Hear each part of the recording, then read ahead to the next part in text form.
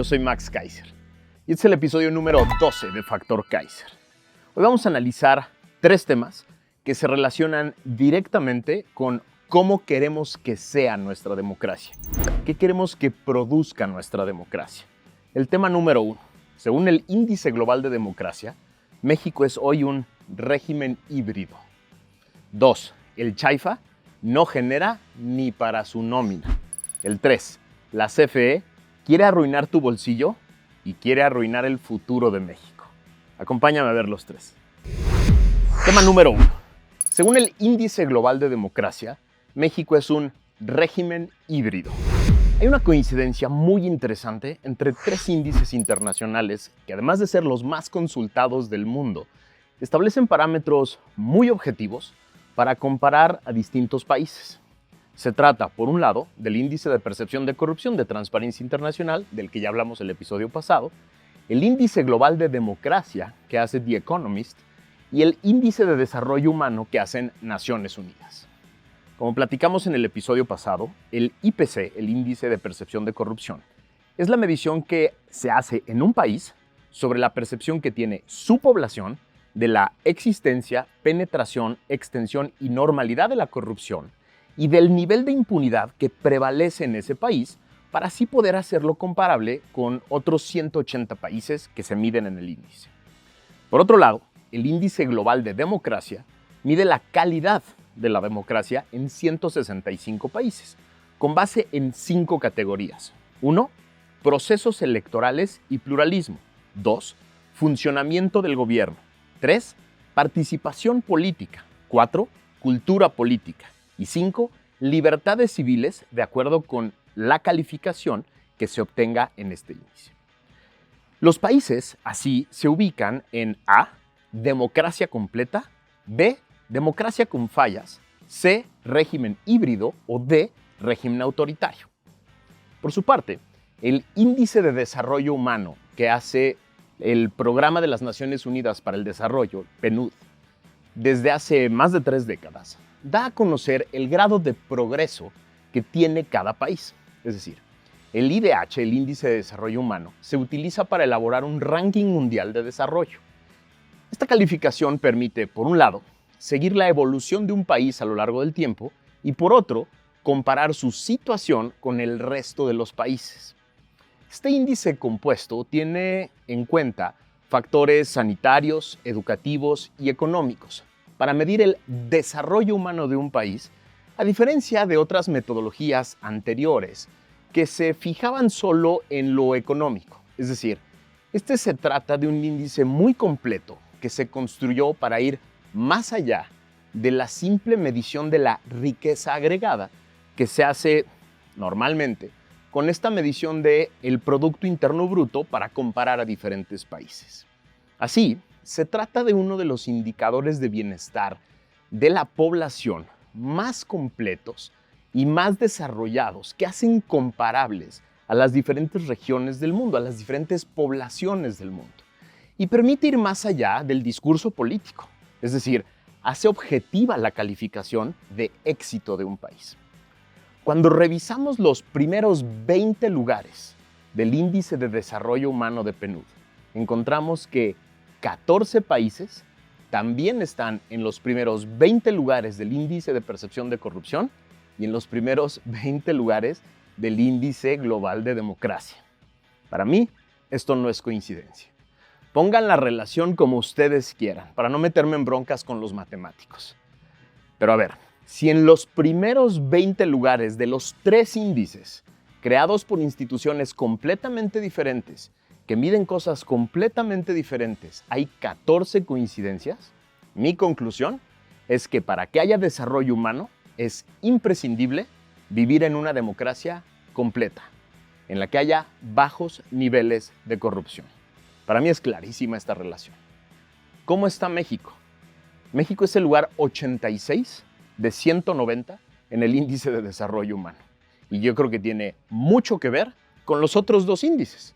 Como ya platicamos en el episodio anterior, es el lugar 126 de 180 en el Índice de Percepción de Corrupción. Y es el lugar 89 con 5.25 de calificación sobre 10 en el índice global de democracia, lo que nos ubica en la categoría régimen híbrido.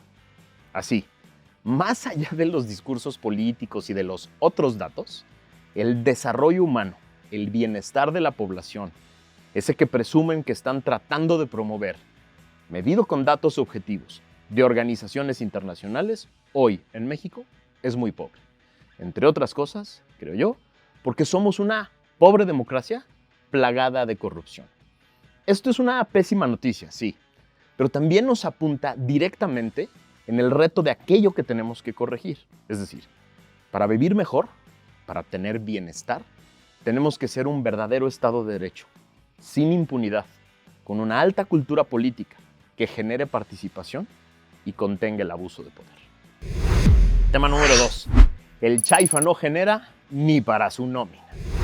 En un intento desesperado por hacer despegar su base militar que remodeló como aeropuerto civil, el día de hoy, López madrugó a todo el mundo.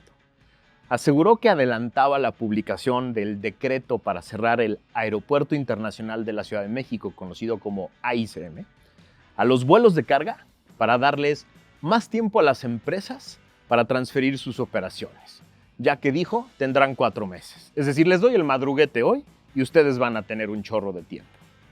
Según el analista Manuel Díaz, que mucho sabe de este tema, López miente al asegurar que esta decisión se toma por una supuesta saturación del Aeropuerto Internacional de la Ciudad de México. De hecho, dice el analista, las operaciones de carga del AICM apenas se están regresando a los niveles prepandemia, es decir, un nivel adecuado para la capacidad de manejo de carga que tiene esta terminal aérea. Y dice, conserva un margen mayor para operar, además de ofrecer una serie de ventajas en la recepción y distribución que no tiene el Chaifa. Por un lado, el Aeropuerto Internacional de la Ciudad de México cuenta con la suficiente infraestructura para poder tener bodegas, recintos fiscales, aduanas, equipamiento especializado para contenedores, personal de tierra, mecánicos y un largo etcétera, con lo que no cuenta el Chaifa. Pero además, tiene interconectividad, la necesaria para distribuir la mercancía tanto por tierra y por aire. El Chaifa, en cambio, asegura el analista, carece de toda esta infraestructura. Se encuentra mucho más lejos y no está interconectado por vías terrestres ni por vías aéreas, por lo que se perderá la conectividad y sobre todo la seguridad que ofrece el Aeropuerto Internacional de la Ciudad de México, lo que a la postre va a encarecer todos los procesos. Una piedra más para la economía. ¿Por qué la necedad entonces? Porque el Chaifa no genera recursos ni para pagar su nómina.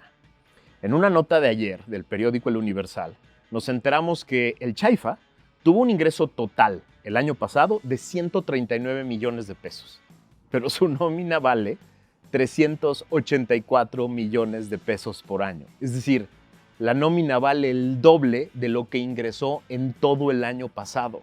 Un desastre absoluto. La Secretaría de Hacienda y Crédito Público tuvo que transferirle solo el año pasado 1,282 millones de pesos, con lo que se podrían comprar alrededor de 24,000 tratamientos de quimioterapia para niños con cáncer. Es decir, mientras los nuevos aeropuertos de todo el mundo son fábricas de dinero, el Chaifa es otra máquina incineradora de recursos públicos que produjo este gobierno. Tema número 3. La CFE quiere arruinar tu bolsillo y el futuro de México. Esta semana nos enteramos de que Bartlett, este oscuro personaje, te quiere hacer más difícil la cuesta de enero. Sí, este jovenazo que dirige la CFE, más famoso por tirar el sistema electoral en 1988 y por su muy oscuro pasado en casos gravísimos de corrupción, que por su solvencia técnica en materia energética, confesó apenas esta semana que en 2023 habrá un incremento en las tarifas eléctricas para los hogares. El primer aumento significativo desde enero del 2017. Aunque dijeron que la luz no iba a aumentar, sí va a aumentar. Este golpe se sentirá de manera muy especial en los negocios de la Ciudad de México, que pagarán mucho más por la electricidad durante 2023, sobre todo en algunas alcaldías.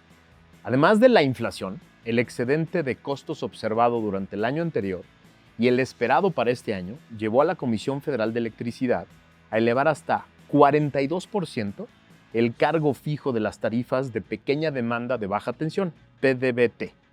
Esto según una nota de Expansión apenas del día de ayer. Según Expansión, para este año, en las alcaldías de la división Valle de México Sur de la Ciudad de México, así como en algunos municipios mexiquenses dentro de esta misma delimitación, el cargo fijo de la tarifa mensual de consumo de hasta 25 kilowatts al mes se elevó 42.2%, en comparación con febrero del 2022. ¿En dónde aumentará el costo de la electricidad en la Ciudad de México? Álvaro Obregón, Coyoacán, Coajimalpa, Iztapalapa, Magdalena Contreras, Milpalta, Tláhuac, Tlalpan y Xochimilco. Estas son las alcaldías de la división Valle Sur que se someten a estas nuevas tarifas, a golpear a los negocios de estas demarcaciones.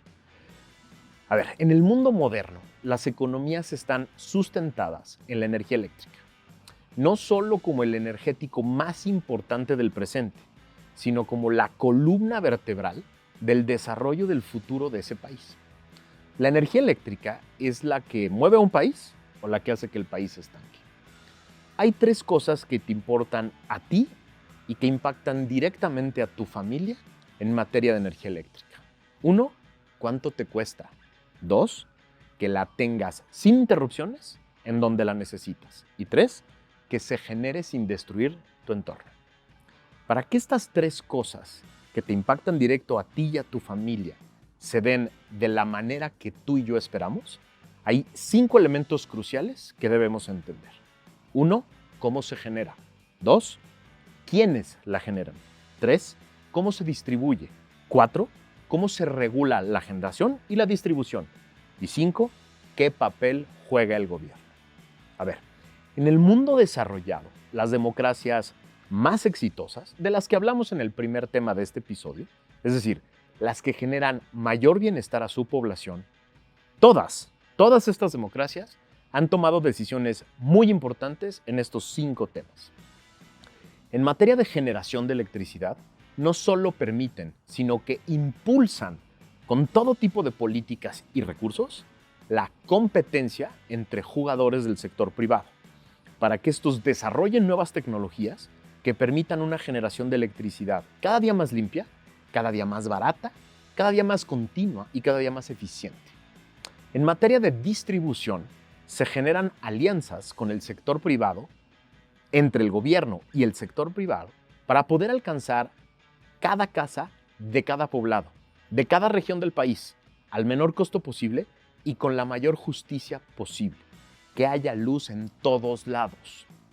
En estas democracias desarrolladas, la regulación es clara, es firme, es sencilla, es justa y se aplica a todos parejo para que se genere confianza y seguridad tanto en el presente como en el futuro. En estas democracias exitosas, el gobierno suele tener una intervención como regulador, como árbitro, como generador de políticas públicas y como autoridad. Y cuando se mete de jugador en el mercado, lo hace de manera transparente, justa y congruente con el futuro económico y ecológico de su país. ¿Qué han hecho los dinosaurios López y Bartlett en estos 5 rubros que te impactan directamente a ti en el precio, en tener o no tener electricidad y en el futuro de nuestros recursos? Por un lado, han hecho todo lo posible para destruir la competencia y la inversión privada en nuevas tecnologías, en materia de generación, golpeando a todo tipo de proveedores por taras ideológicas. ¿Cuál es la tara ideológica? Esta que llaman la soberanía energética, que no es otra cosa que nosotros podemos solitos, una bravuconada que es solo un tonto eslogan que desconoce la globalización y las enormes oportunidades que la globalización genera en nuestro país. La CFE, que iba en camino para constituirse como una verdadera empresa productiva del Estado, que ya le generaba dinero al Estado, es hoy un pesado y glotón incinerador de recursos públicos, que además quema cantidades industriales de carbón y combustóleo para generar electricidad. Por eso te lloran los ojos, por eso tenemos alergias todo el tiempo. Esta compañía, además, desaprovecha las enormes oportunidades que hay hoy en la generación de electricidad con gas natural. y genera enorme desconfianza e inseguridad en el mercado porque dejó de ser un competidor parejo y se ha convertido en el bully que golpea vía regulación y políticas públicas a otros jugadores para poder sostener el discurso político de López de yo puedo solo. Esto además genera todo tipo de riesgos de corrupción. Esta historia de oscurantismo obradorista la vamos a ir contando poco a poco en este programa. No te pierdas los siguientes capítulos de esta terrible historia. Estos 3 temas del día de hoy son muy importantes para entender cómo está hoy la democracia, pero sobre todo para entender cuál es la agenda que tenemos que construir entre ciudadanos. La primera parte de construir una buena agenda es enterarnos de los temas, conocer los temas y saber cómo podemos influir en ellos. Por eso te pido, como siempre, que me ayudes a compartir este contenido y me ayudes a suscribirte aquí. Pícale la campanita para que te avise cuando haya un episodio nuevo. Síguenos en todas las redes y ayúdanos en esta conversación. Gracias por haberme acompañado. Nos vemos la que sigue.